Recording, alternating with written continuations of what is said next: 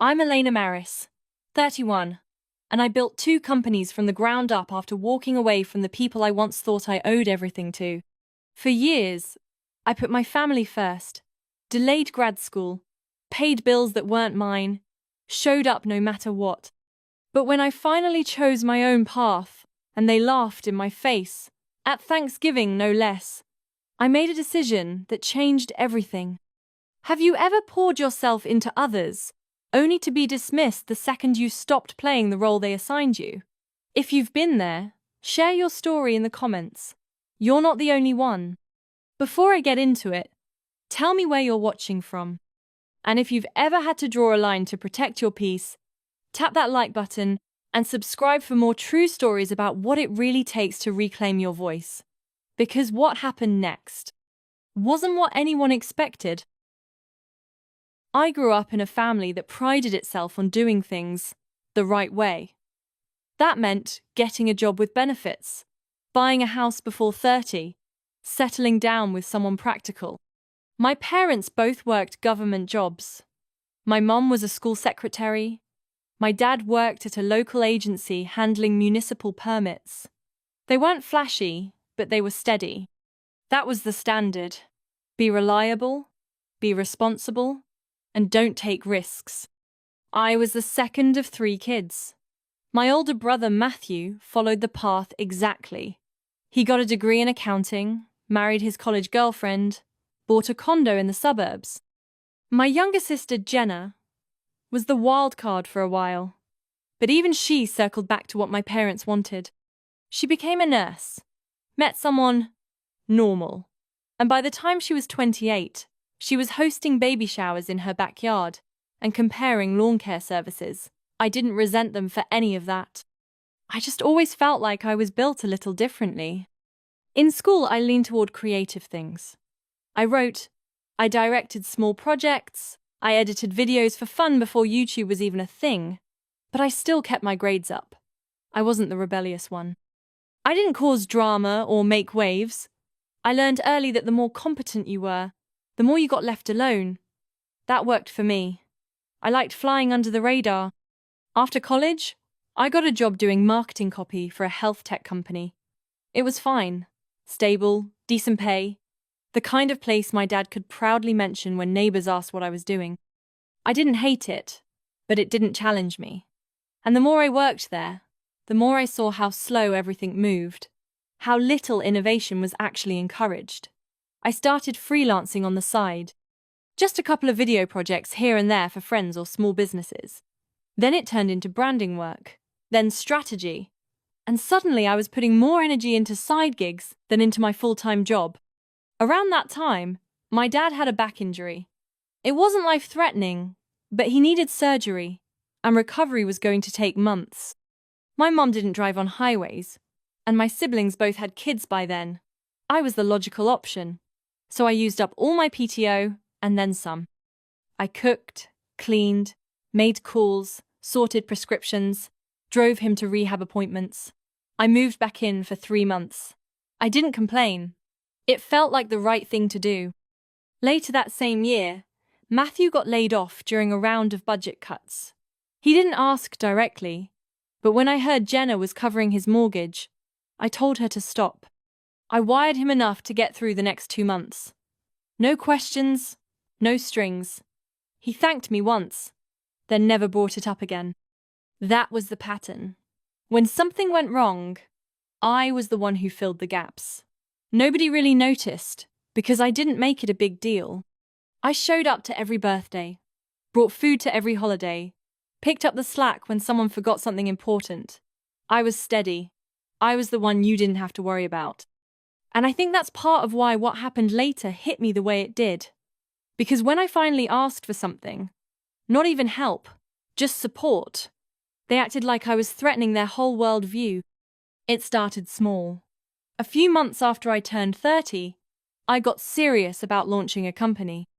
I wanted to build a digital media studio that focused on elevating underrepresented voices. Something sharp, smart, scalable. I'd already worked on enough campaigns to know what worked, and I had clients willing to follow me wherever I went. I wasn't making a reckless leap. I'd saved for over a year, planned every step, and built up enough runway to go full-time for at least 9 months. I was excited. For the first time in a while, I felt like I was building something that mattered. I told my family over brunch. It wasn't a formal announcement, just a casual, "Hey, I'm giving notice next month. I'm starting something of my own." I expected questions. Maybe some raised eyebrows. I didn't expect what came next. Matthew didn't even look up from his phone. Jenna asked, "Is this like a blog or something?" My mom blinked slowly, like she hadn't processed the words. Then she said, "You're quitting your job." Not curious, just disappointed. I tried to explain it. I told them I had clients, a plan, that I wasn't just winging it. My dad cut in with, "How are you going to afford insurance?" My mom added, "You're almost 31, sweetheart. This isn't the time to be experimenting." It spiraled from there. Every follow-up was rooted in fear, not curiosity. What if it fails? What will people think?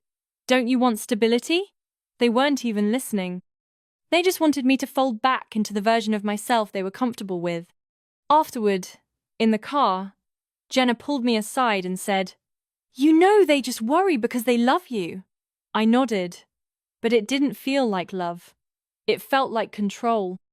Like the minute I stopped being useful in the way they expected, they didn't know what to do with me. Still, I didn't cut them off. I gave them time. I sent updates, tried to share small wins. I didn't expect them to be cheerleaders, but I thought maybe they'd come around. They didn't. A month into the launch, I posted a behind-the-scenes shot from a shoot we did for a major nonprofit. Jenna texted me, "Still doing the internet thing?" That was the whole message. No acknowledgement of the work, just a reminder that, in their eyes, it wasn't real. Then came the big one, Thanksgiving. I hadn't planned to go, but I let myself get guilted into it. I thought maybe being in person would help. Maybe they just needed to see me thriving. That night set everything in motion. I'll get to that next. But looking back now, I think the betrayal didn't come from what they said. Not exactly. It was how quickly they shifted once I stopped playing the role they'd assigned me. The moment I asked to be seen for who I really was, they looked away. In the early months, it was mostly teasing. Little jabs tucked into casual conversation. My mom would say things like, "I still don't really get what you do," and then laugh like it was harmless. Matthew called it my creative sabbatical, and once asked if I had a backup plan for when the algorithm gets bored. I tried not to take it personally. I knew they didn't understand the world I was building in. I assumed they'd catch up eventually, or at least stay out of the way. But it didn't stay playful. That winter, I skipped Jenna's baby sprinkle. I sent a gift, a card, and a video message. I had a deadline for a major campaign and couldn't risk dropping the ball. The next day, I got a voicemail from my mom. She didn't yell, but the silence between her sentences was louder than anything she said. "We missed you," she said. "Everyone asked where you were. It's just, you're always busy now. Too busy, I guess." I didn't call her back right away. I sent a long text trying to explain that I was in the middle of a major growth period, that I needed to prioritize this if it was going to succeed. She replied, "We just miss the old you. The old me." Like I'd become a stranger. Like ambition was a costume I'd put on. From that point on, every family interaction had an edge to it. Subtle at first, then sharper. They asked why I lived in a studio apartment when I could just get a roommate and save some money. They asked why I didn't come to Sunday dinners anymore. Why I couldn't fly out for a long weekend like I used to. My mom even asked if I was embarrassed by them. I said no, but I don't think she believed me. Jenna told a mutual friend that I was chasing clout. I only found out because the friend repeated it to someone else at a networking event. It got back to me through a weird game of telephone. At first I laughed. Then I didn't. There was this underlying assumption. that what I was doing didn't count, that it wasn't real. It didn't matter that I had clients, or that I was building something that was growing. If it didn't come with a title they recognized or an office building with a name out front, it didn't exist in their world. I tried to keep them looped in anyway. I sent them articles I was featured in, podcast clips where I'd been interviewed. My dad wrote back once, "Cool, looks fun." That was it. Matthew told me I should consider getting into corporate consulting. At least then you'd have a real contract, he said. I asked him what he thought I'd been doing.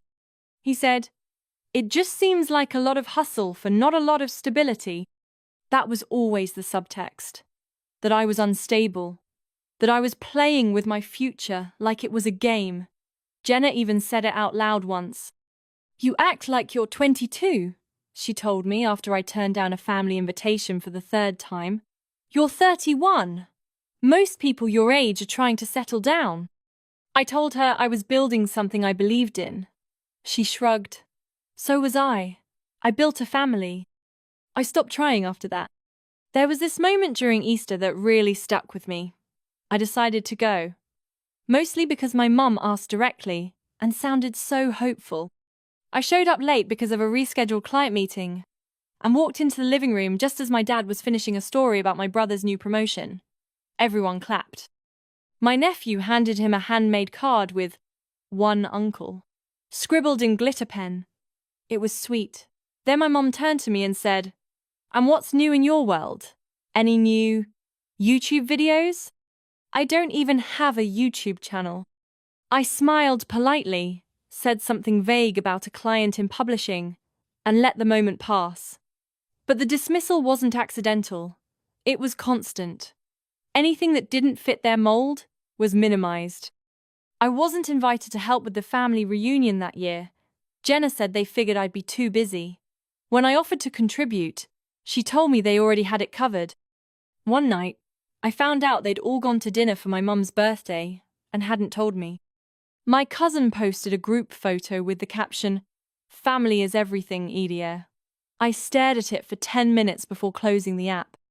I brought it up with Jenna later. She said, "We just assumed you wouldn't come. You're always working." I told her that's not an excuse to exclude someone. She said, "You've kind of excluded yourself." That line hit harder than I expected. Because in their eyes, my ambition wasn't just inconvenient, it was a betrayal. I was choosing something they didn't understand, and instead of being curious, they took it personally. And the truth is, I had pulled away. But not because I didn't love them. Because I was tired. Tired of shrinking what I was building just to make them comfortable. Tired of explaining myself to people who didn't want to understand. Tired of being made to feel like my life didn't count just because it didn't look like theirs. They'd built this narrative that I thought I was better than them, that I'd become arrogant or self-absorbed. But I was still the one who sent gifts, who remembered anniversaries, who made time when I could, even if it meant losing sleep or rescheduling meetings. What they wanted was for me to come back. Not physically, emotionally. Back to who I was before. The agreeable middle child, who never made things complicated. The one who smiled and nodded and helped with the cleanup. That version of me didn't exist anymore. And I think they started to resent that. Not overtly, but in small, persistent ways. They questioned my lifestyle, criticized my choices, and made subtle jokes at my expense. At one point, I heard from an old family friend that my dad had told people I was trying out the influencer thing. I wasn't angry, just tired of being misunderstood on purpose. So I stopped correcting them. I let them believe whatever made them feel better. I kept building, quietly, in the background.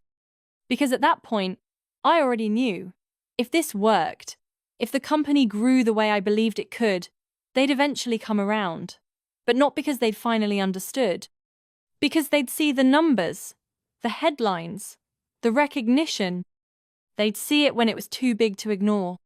Thanksgiving had always been my mum's favorite holiday. She liked the predictability of it, the same recipes, the same schedule, the same people sitting in the same places around the table. She used to call it her Super Bowl, which was funny because she didn't even watch football. I think it was just the one day she got to feel like everything in the family was still on track. That year, I almost didn't go. I had a meeting with a VC firm scheduled the day before, and I knew it would be a long one. But I also knew that if I skipped the holiday altogether, it would only give them more material. Another example of how I'd changed, how I'd abandoned the family. So I booked a late flight, packed a carry-on with neutral sweaters and my laptop, and told myself I could handle one dinner. The pitch went well. Better than expected, actually. They didn't give a firm commitment, but they were interested. They asked smart questions. They didn't treat me like I was playing pretend. I left their office feeling wired and exhausted at the same time, and by the time my plane landed, I was running on fumes and caffeine. I got to my parents' house just after 4. The living room was full. Cousins, uncles, the usual noise. My mum was still in the kitchen. She barely looked up when I walked in. "Oh, there she is," she said. Like I was an afterthought. I hugged her anyway. Dinner was supposed to start at 5, but we didn't sit down until almost 6. My seat was at the far end of the table, next to my cousin's boyfriend, who was live streaming the football game on his phone under the table. Across from me was my uncle, the one who always managed to ask the worst questions at the worst times. "So," he said, in between bites of stuffing, "are you still doing that freelance thing?" "It's actually a company now," I said. "We just signed a new retainer this month, and I had a meeting with a venture firm yesterday." "Oh, wow," he said, eyebrows raised. "You're looking for investors?" I nodded. "We're scaling, building out a full team. It's been a good year." He leaned back in his chair. "So how much are you actually making?" There was no malice in his tone, but there was curiosity, the kind that makes you feel like an exhibit. I opened my mouth to answer, not with a number, but with context. I wanted to explain that I was reinvesting most of it, that we were pre-profit but stable, that metrics looked good, but I didn't get the chance. Before I could say a word, my mom interrupted. "Not enough to justify the embarrassment," she said, almost casually, like it was a joke she'd rehearsed. The table went quiet for a beat. Then someone laughed. Maybe my cousin, maybe her boyfriend. I couldn't tell. I looked at her. She didn't flinch, just kept slicing her turkey. Across the table, my dad chuckled and said, "You'll probably end up on the street at this rate." That's when they really laughed. Not maliciously, not loudly, but comfortably. Like it was fine to say that to me. Like it was normal. I didn't say anything. I didn't argue or defend myself. I just looked around the table and realized that no one, not one person, had spoken up. Not Matthew, not Jenna, not even my aunt, who used to be the one person who pulled me aside after tense moments and whispered that she was proud of me. They just went on eating. Like it didn't mean anything. I made it through dessert. Barely. My cousin's kids put on a little play in the living room, and my mom passed out slices of pumpkin pie like nothing had happened. I sat on the edge of the couch with a paper plate in my lap, staring at the window. I don't think I blinked for a full minute. Around 9, I stood up and said I was heading back to my hotel. I hadn't booked one. I just needed to leave. My mom gave me a Tupperware container of leftovers without looking at me. I set it on the hallway table and didn't take it. As I walked to the door, Matthew called out, "Safe travels." I didn't turn around. No one followed me. No one asked if I was okay. I sat in my rental car for almost 10 minutes before pulling away. I drove to a diner, ordered black coffee I didn't drink, and stared at my phone. I kept thinking maybe someone would call. Maybe Jenna would send a text. Something. Nothing came. The silence was almost funny. As if by saying nothing, they were doubling down. As if they all silently agreed I'd brought this on myself. That I'd chosen a path they didn't understand, and now I didn't get to be part of the family anymore. I flew home the next morning, didn't say goodbye, didn't leave a note. That weekend, I archived the family group chat. I took a walk around the block, deleted the old family calendar I had synced to my phone, and made a list of every recurring commitment I'd been holding on to out of obligation. I cancelled all of them. There wasn't one big realization, no tearful epiphany, just a slow, steady acknowledgement that something had shifted, and that I was done pretending it hadn't. I didn't tell anyone about Thanksgiving. Not Nina, not my team. I went back to work, finished a client audit, onboarded a new strategist. I was efficient, focused, calm, but something in me had clicked. Or maybe, finally, unclicked. They had made it clear who they were. Not bad people, not cruel, just unwilling to make space for who I'd become.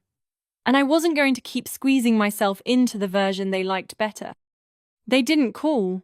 Not that day, or the next, or the next. And I didn't chase them. The first week after Thanksgiving, I kept waiting for someone to reach out. I didn't expect a big apology or even a serious conversation. Just something. A short text, a check-in. Anything that might suggest they knew they'd crossed a line. But the silence stayed.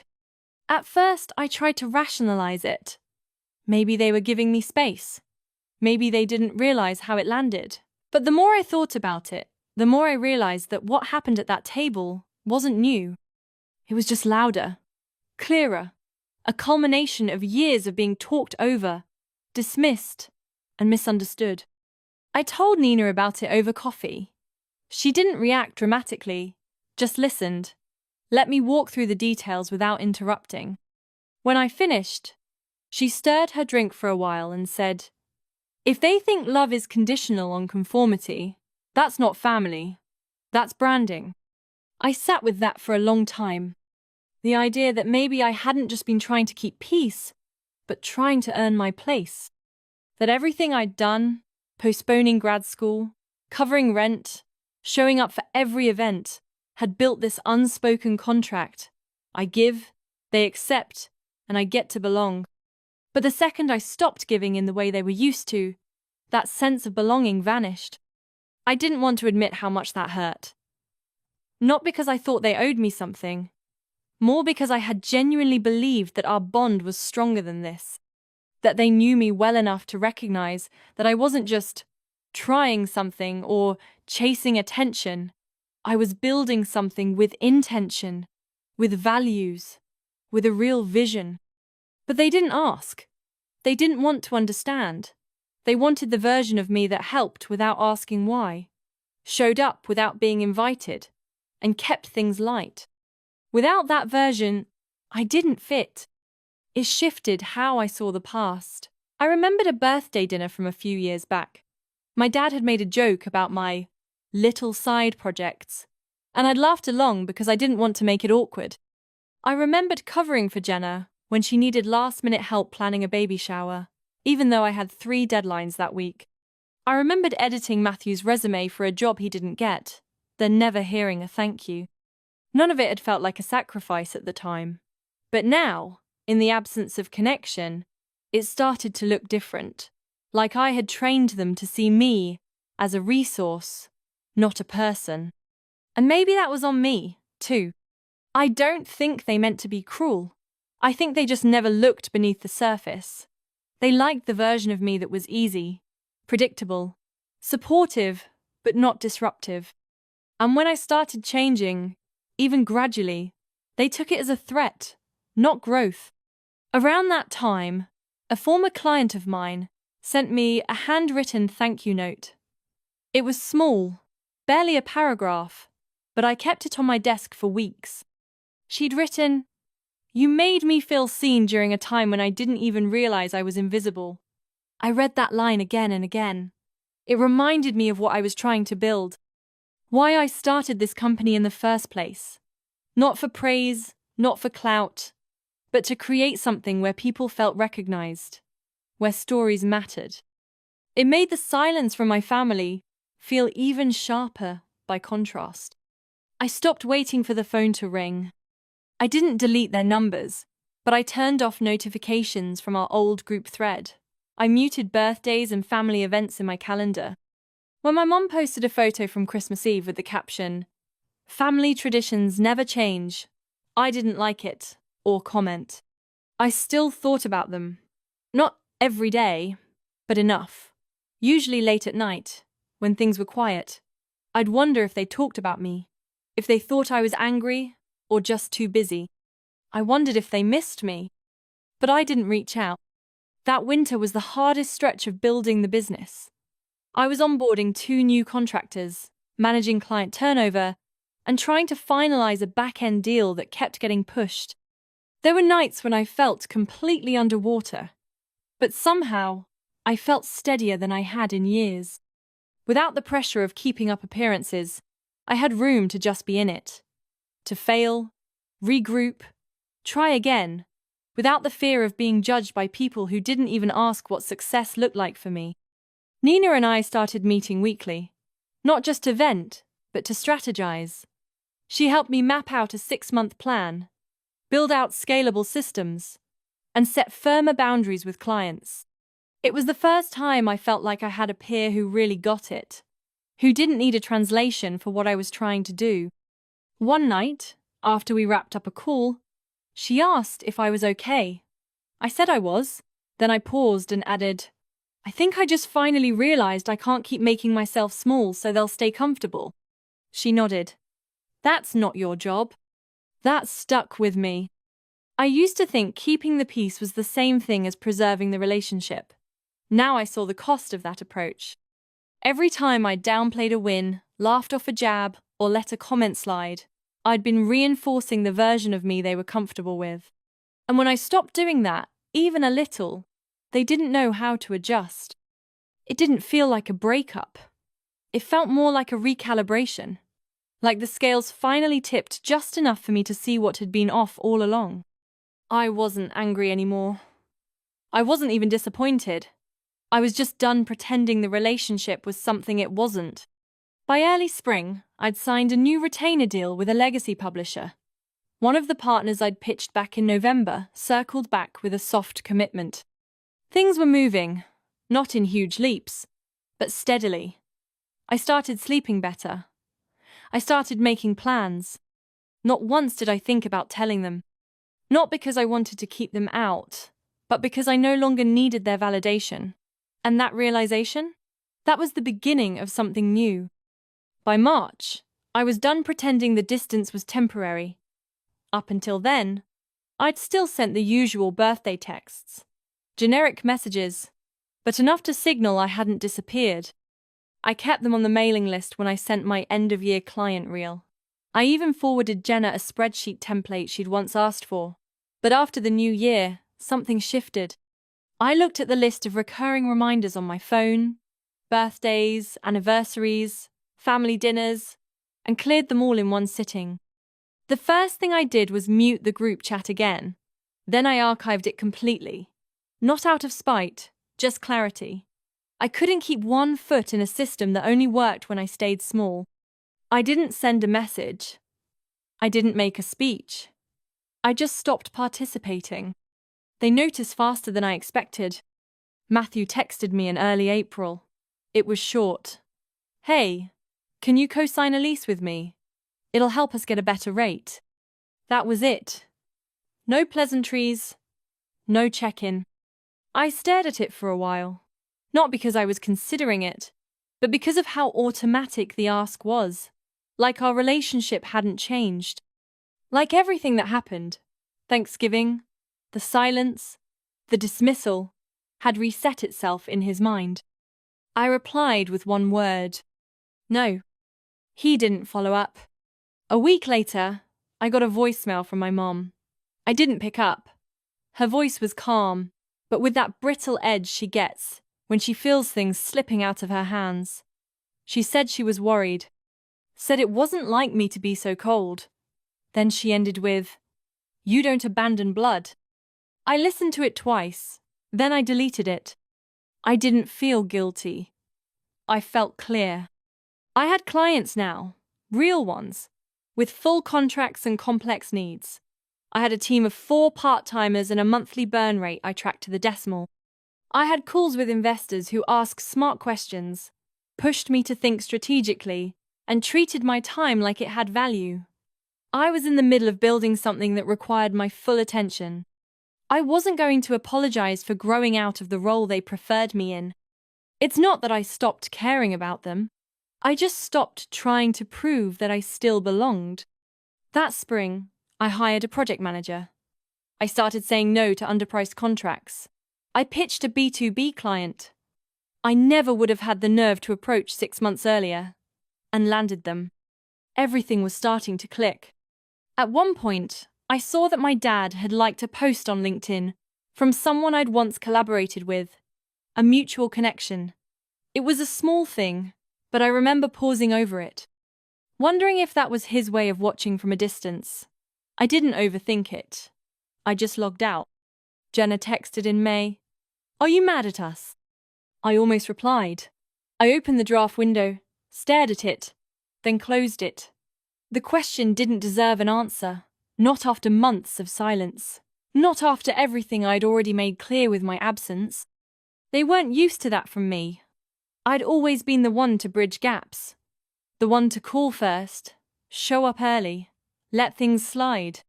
But this time, the distance stayed. I let it. It wasn't just about boundaries. It was about energy.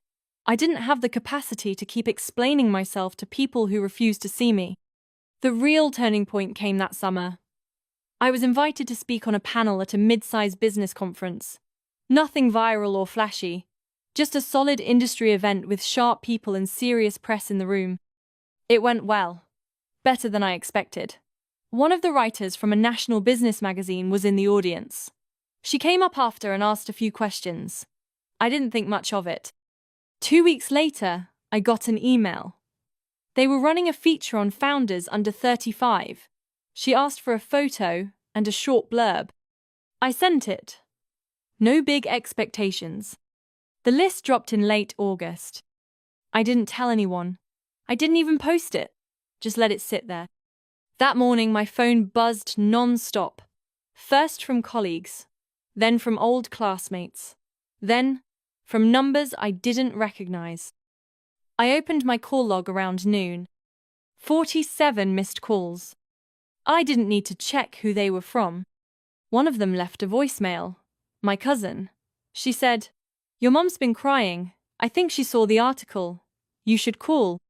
I didn't. That night, I ordered takeout and watched a movie. I muted the notifications. The article had already been shared across a few aggregator sites. A former teacher emailed me. A former client tagged me in their story. The studio's Instagram got over 1,000 new followers in 24 hours. And still, I didn't call them. Not out of anger. Not even out of pride. I just knew, in my gut, that if I opened that door now, it would all flood back in. The questions, the comparisons, the quiet, persistent pressure to make myself smaller again. They weren't calling to understand. They were calling because now it was safe to care, because someone else had validated what I was building, and now it was socially acceptable to acknowledge it. But where were they 6 months ago? A year ago? At Thanksgiving? They weren't calling to ask how I did it. They were calling to be associated with the outcome. So I let it ring. Then I blocked the numbers that wouldn't stop. That weekend, I walked past a small bookstore that had put a clipping of the article in their front window. I didn't go in. I just stood there for a second. Let the moment land. Then I kept walking. The thing people don't tell you about starting something from scratch is how long it takes to feel real. After the first wave of momentum, there's a long middle stretch where nothing is guaranteed. You're still building, still pushing, but without the feedback loops that come with traditional jobs. No manager nodding at your ideas, no quarterly bonus to mark your progress. Just long hours, quiet wins, and the faith that it's all adding up to something. For a while, it felt like I was shouting into the void. Some months we broke even. Others, I had to dip into my savings to float contractor payments. I never missed payroll, but I came close. More than once, I found myself awake at 3 a.m., scrolling through project trackers and wondering if I'd miscalculated, if I'd built something too niche, too early, too ambitious. But I stayed with it. I streamlined our offerings, let go of a few small clients who were draining time without adding value, doubled down on partnerships that had long-term potential. I hired a fractional CFO. I stopped trying to do everything myself. It wasn't glamorous. It was methodical, strategic, and slowly, things started to move. A non-profit client referred us to a major publisher. We ran a test campaign that tripled their engagement. Word spread. We landed a contract with a consumer brand that gave us room to expand the team. The growth wasn't overnight, but it was undeniable. I kept my head down, didn't broadcast every win, didn't send updates to people who weren't watching. I poured everything I had into the work. Meanwhile, life kept happening, just not in the curated way I used to imagine it would. Jenna moved back home after her divorce. A friend of mine from high school, who still lived near my parents, mentioned it in passing. Said she saw her at a local pharmacy, looked tired, had the kids with her. I didn't ask for details, just nodded and moved on. Later, the same friend mentioned something about my dad, that he was trying to refinance the house. The rates had shifted, and the payments were getting tight. Apparently, he mentioned it to someone at the hardware store, and word got around. Again, I didn't dig. I wasn't interested in their hardship. I just noticed how different things looked now that I wasn't the fallback option. When I was part of the machine, the gears turned. I covered gaps. I showed up. I helped quietly. When I stepped out, things slowed. The illusion of stability started to crack. Not because I took anything from them, but because I stopped holding it up. That realization brought a strange kind of peace. It wasn't revenge. It wasn't even satisfaction. Just clarity. I had always been the bridge, the unacknowledged support beam. And the moment I stepped back, the structure started to sway. I didn't try to fix it. I stayed focused. The Forbes list came out almost a year after the business broke 7 figures in revenue. It wasn't something I applied for. Someone submitted my name, apparently a colleague I'd met at a summit the year before.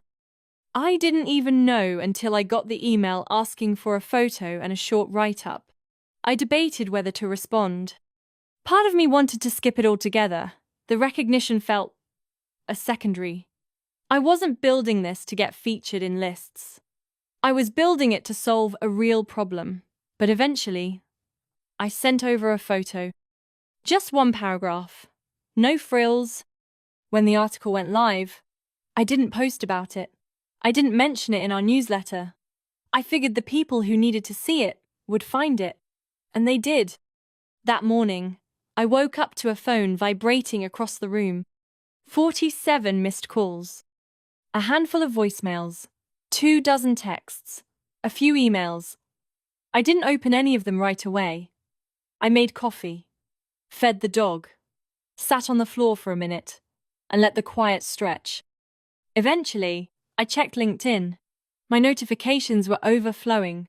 Old co-workers, former classmates, industry folks I hadn't talked to in years, all congratulating me, reposting the article, sharing quotes. Buried in the feed was a message from my cousin. Aunt Marlene's been crying all week. I didn't respond. That evening, I got a calendar invite from my assistant reminding me to prep for an upcoming investor pitch. I accepted it, closed my laptop, and took a walk. I passed a bookstore that had taped the article in their window. It wasn't a big deal. Just a photocopy of the headline, next to a table of new non-fiction releases. But I stopped and looked at it anyway. Just for a second. The next day, the calls kept coming. New numbers. Voicemails I didn't listen to. Jenna texted, "I saw the list. Wow. Just wow. We're all proud of you." I stared at the screen for a long time. There were a dozen things I could have said. I could have asked where that pride was when they laughed at my choices. I could have reminded her of Thanksgiving, of the silence, of the way she used to describe my work as online stuff. I could have said, "It's too late."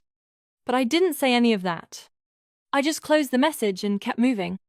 I knew what they wanted now. They wanted in. Not into the company, into the narrative. They wanted to be part of the story now that the story had legs. But they weren't there in the middle chapters. They weren't there when I worked 12-hour days in a shared workspace, eating microwave soup because I was saving cash. They weren't there when I cried in a bathroom stall after a pitch fell through. They weren't there when I got food poisoning on the road and had to finish a client deck from a motel bed in Reno. They weren't there when it was hard. And now that it looked easy, they wanted to be close again. But I'd learned by then that not every person gets to come along for the whole ride. Some people belong in the early chapters. Others only show up when the credits roll. And that's fine. But I got to decide where they fit now. And most of them, they didn't fit anymore. I didn't reply to anyone for weeks after the Forbes list dropped. Not to my cousin, not to Jenna, not even to the more well-meaning messages that trickled in from second cousins and old neighbors. There was nothing to say that wouldn't feel like a performance. Nothing I could write that would make it real for them, in the way it had become real for me. Then one afternoon, I looked up from my desk and saw him, my father, standing just beyond the glass partition in our co-working space. He looked unsure. Not uncomfortable exactly, but out of place. A grey windbreaker zipped halfway up, an old messenger bag slung over his shoulder like he wasn't sure if he was staying long. For a second I thought maybe he was lost, or just in the building for something unrelated. But when our eyes met, he gave a small wave. I don't remember standing up. I just remember walking toward him, hand instinctively brushing the side of my jeans, as if I had to smooth something down. "Hi," I said. He nodded. "Hi." We stood like that for a moment, and then I gestured toward the small meeting room near the entrance. I booked it out silently on the room tablet and led him inside. It was one of the smaller ones, barely enough room for 4 chairs and a round table. No one else was around. He sat down slowly, as if unsure whether this was allowed. "I didn't know how else to reach you," he said. "You've been hard to reach." I didn't say anything. I just waited. He adjusted his bag on his lap, then set it on the floor. "I saw the article," he said. "Your mother printed it out. It's in the kitchen." Then, quieter, "You did it." I gave a small nod. He didn't rush through what came next. It wasn't polished. It wasn't rehearsed. If anything, it sounded like he'd practiced it in his head but never out loud. "We were wrong," he said. "All of us. About what you were doing. About why you were doing it. And about how we made you feel." He looked down. "I know we didn't make it easy. I thought I was helping by being honest. But it wasn't honesty. It was fear. I was afraid you'd fall, and I didn't want to watch it happen." It was the closest thing I'd ever heard to an apology from him. I didn't respond right away. I looked at the clock on the wall. It was nearly 4:00. My next meeting was in an hour. "I'm not angry," I said finally. He looked up at that. "I was," I added. "But I'm not anymore. I just needed space. And not the kind that people give you so you'll eventually come back the same. The kind where I got to figure out who I was without the commentary." He nodded. "I didn't realize we were giving commentary. I thought we were being parents." "You were," I said. "Just not the kind I needed." He sat with that. To his credit, he didn't argue. I could tell he wanted to say more. There was a shift in his posture, like something had just landed. Not a breakthrough, just a quiet recognition. A way of seeing the full picture, instead of the version that had been easiest to hold on to. "I don't expect anything," he said. "I just wanted to say it to your face." That was enough. We talked for another 20 minutes. Nothing dramatic. He asked how big the company was now. I told him we'd grown to 10 team members, mostly remote, with a few steady contractors. I mentioned we were looking at office space, but hadn't decided yet. He nodded like he understood what that meant, even if he didn't. He didn't ask if I was coming back for Christmas. I appreciated that. When he stood to leave, he hesitated near the door. "I won't bother you," he said, "but I'll email. If that's okay." I said it was. He walked out quietly. No hug. No grand moment. Just a nod. A hand on the glass as he pushed it open. The first email came 2 days later. It was a link to an article about small business tax law changes. He didn't write anything else. Just the link. I didn't reply. The next week, another one. A podcast interview with a founder I liked. This time he added, "Thought this was smart." I replied with a single line, "I liked it too." And that was the rhythm. He emails now. Sometimes once a week, sometimes every few. I don't always reply. When I do, it's short, simple. No openings for anything bigger. But I don't block it either. Jenna hasn't reached out again. Not directly. I saw she followed the studio on Instagram. She liked one of our launch posts for a campaign we did with a nonprofit. I didn't react to it. She's quiet now in the way people are when they're waiting for a signal. I haven't given one. My mom hasn't emailed, but last month, a new cookbook showed up at my door with no note. I recognized the handwriting on the shipping label. I flipped through it once, then I shelved it. The truth is, rebuilding trust doesn't always look like a clean arc. It's not a movie montage of heartfelt conversations and hugs over tea. Sometimes it's silence, or low-stakes emails about podcast episodes, or someone showing up in your office unannounced, looking older, finally ready to listen. And sometimes it's none of those things. Sometimes you rebuild alone, on your terms, with boundaries, with space, with the knowledge that forgiveness doesn't have to come with reunion, that growth isn't an invitation to resume what was, but a line drawn in the sand. This is where I stand now. If you want to approach, it's on you to walk the distance. I haven't rejoined the group thread. I didn't send holiday cards, but I left the door cracked. Not wide open, just enough. 5 years doesn't feel like a long time until you measure it in chapters.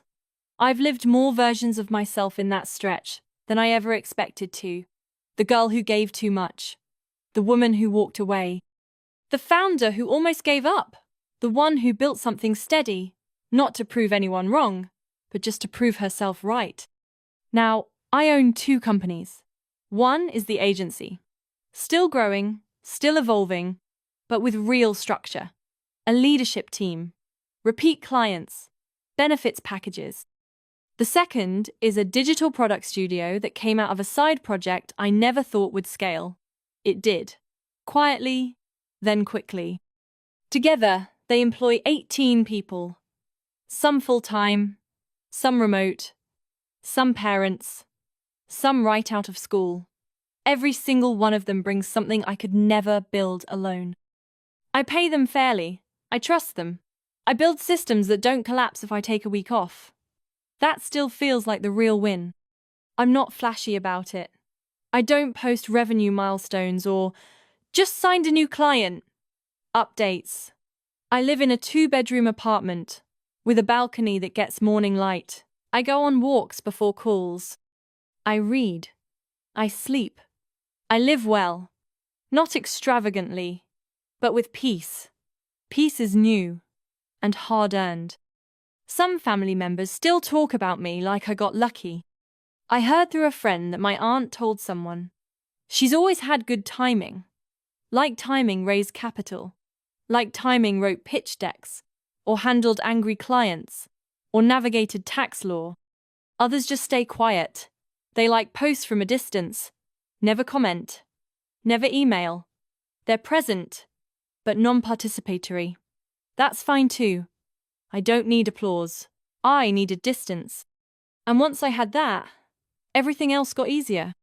My dad still emails, mostly links, articles he thinks I'll like, sometimes a podcast. A few months ago, he sent me a spreadsheet he'd made for tracking medication, said he thought my team might like the layout. I forwarded it to our ops manager. She said it was actually pretty helpful. I replied, "Tell him thanks." She did. Jenna hasn't reached out since the Forbes thing. Not directly. But my mum sent another cookbook last month. This one was bookmarked with sticky notes. I didn't open it right away, but I saw the first tab said, "Chili, the way you used to make it." That felt like something. I haven't called, but I didn't throw the book away. I think some people expect these stories to end with a reunion, a family dinner, someone saying I was wrong, and everything clicking back into place. But the truth is, sometimes the apology comes too late. And sometimes, the distance isn't a punishment, it's just where peace lives. When people ask me now how I did it, how I built it, how I made the leap, how I handled the silence, I don't talk about strategy. I don't give a TED Talk answer. I just say this. I stopped trying to prove myself to people who never saw me, and I built something for the ones who did. That includes clients who trusted me when all I had was a deck and a promise. Friends like Nina, who reminded me that power doesn't always announce itself, it accumulates. Team members who believed in the mission before it was safe to believe. Those are the people I build for. And the rest? I've let go. I don't rehash Thanksgiving in my head anymore. I don't replay the smirks or the line that used to echo in my head like a warning, "You'll probably end up on the street." It's faded now, not erased.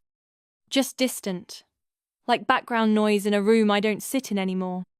That version of me, the one who needed their approval, who bent herself into shapes to stay included, she's gone. Not in a dramatic way. Just retired. Outgrown. What remains is steadier. Quieter. But so much stronger. I still work hard. Probably too hard.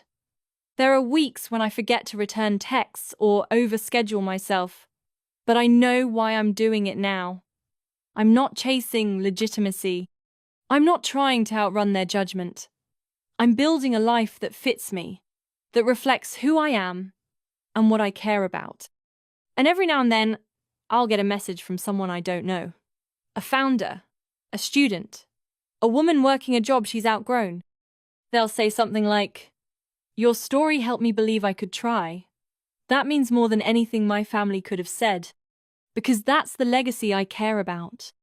Not proving them wrong, but helping someone else feel a little more right.